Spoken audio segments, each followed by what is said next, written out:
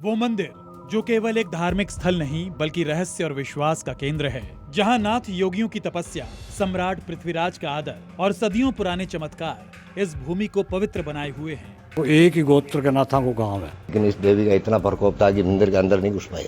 लिखासन गांव अपने आप में अद्भुत और रहस्यमयी है। ये गांव और भी अधिक रहस्यमयी इसलिए है क्योंकि यहाँ केवल नाथ संप्रदाय के लोग ही रहते हैं। किसी अन्य जातीय संप्रदाय का व्यक्ति यदि यहाँ बसने की कोशिश करे तो माना जाता है कि उसे देवी का प्रकोप झेलना पड़ता है। ये नियम सदियों से चला आ रहा है और आज भी गांव का सामाजिक स्वरूप पूरी तरह इसी नियम के अनुसार चल रहा है। इस मंदिर की कथाएं पीढ़ियों से जीवंत है। तो गांव की तो आखास बात है। पहली बात तो पूरा नाथा को एक ही गोत्र के नाथा को गांव है और इस गांव के मान लो दूसरों जाति को वो रेयर सक्सेस को नहीं, सफल को नहीं, नाथा का अलावा। कहा जाता है कि यहाँ नाथ संप्रदाय के एक योगी बाबा पागलनाथ ने सदियों पहले कठोर तपस्या की थी। उनकी तपस्या का एक अद्भुत प्रसंग आज भी लोगों को आश्चर्य में डाल देता है।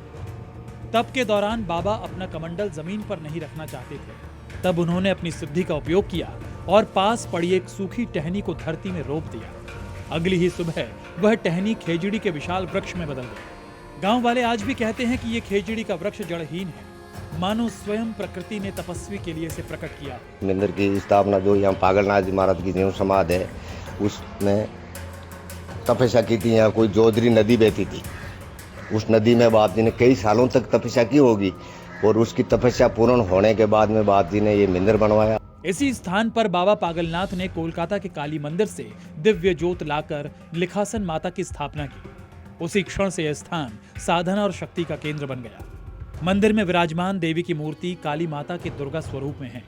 मान्यता है कि यह मूर्ति जागृत है और जो भी सच्चे मन से यहाँ आता है माता उसकी हर बाधा दूर करती है।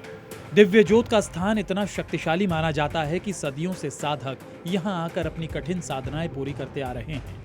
देवी के दर्शन भर से मन में एक अनोखी शांति और शक्ति का संचार होने लगता है। कौन 2000 साल पुराना एक है मंदिर को और नाथ जी महाराज जी की तपस्या कर अखंड ज्योत ले रहा कलकत्ता से। मंदिर की स्थापना के बाद यहाँ अनेकों चमत्कार होने लगे। किंवदंती है कि जोधपुर के एक निसंतान सेठ ने यहाँ आकर माता से संतान प्राप्ति की कामना की। माता ने उनकी मनोकामना सुनी और उन्हें एक नहीं बल्कि 5 संतानों का आशीर्वाद मिला। सेठ ने प्रत्येक संतान के जन्म पर मंदिर परिसर में एक एक दिव्य स्तंभ स्थापित किया। लोग कहते हैं कि इन स्तंभों में अद्भुत शक्ति थी।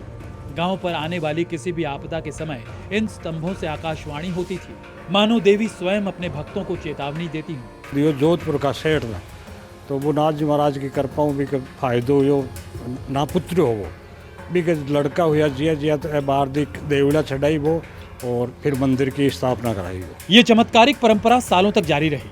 जब मुगल सम्राट औरंगजेब को इन दिव्य स्तंभों और आकाशवाणी की कथाएं मालूम हुई तब उसका मन भय और क्रूरता से भर गया। उसने उसी वक्त सैनिक भेजे और स्तंभों की देव प्रतिमाओं के नाक कान क्षतिग्रस्त करवा दिए।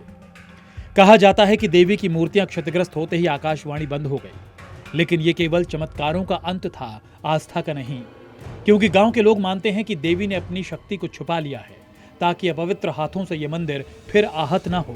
ये पुराने चिन्ह है ना, तो मुगल राज से पहले गए। इसमें क्या हुआ कि ये मुगल राज वाले सेनाइयाँ अटैक किया तो ये चिन्ह तो बाहर थे, मंदिर के सामने लगाए हुए थे। तो देखो आप, इनमें जितने भी देवी देवता की चिन्ह है इनको सबको खंडित कर दिया। लेकिन इस देवी का इतना प्रकोप था कि मंदिर के अंदर नहीं घुस पाए। हाँ, तो ये इसकी आवाज़ आती थी, ये आवाज़ देती थी, आकाशवाणी हो जाती पहले कि भाई ये चीज़ होने वाली है। इस गांव की एक और कहानी प्रचलित है। लोग कहते हैं कि सम्राट पृथ्वीराज चौहान के कानों तक लिखासन माता के चमत्कार की गूंज पहुंची। पृथ्वीराज चौहान, जो अपने शौर्य और धर्मनिष्ठा के लिए संसार भर में प्रसिद्ध हैं, स्वयं यहाँ आए थे। कथा है कि उन्होंने बाबा पागलनाथ को अपना गुरु माना और गुरु दक्षिणा के रूप में 18,000 बीघा भूमि मंदिर को दान कर दी। बाप जी को बोलिया कि बाप गुरु जी कुछ भेंट पानी, तो भेंट पानी की चला, हमें तो पैसे टके की कोई जरूरत नहीं है, कोई ऐसी चीज़ दान करके जा तो तेरे को आने वाली पीढ़ियाँ और सदियाँ याद करे। तो पृथ्वीराज चौहान ने खुश होकर वो 1800 बीघा बाप जी को जमीन दान करके जाए। ये इतिहास है पृथ्वीराज चौहान। पृथ्वीराज चौहान के द्वारा दान की गई इस भूमि के बारे में आज भी एक अद्भुत विश्वास प्रचलित है।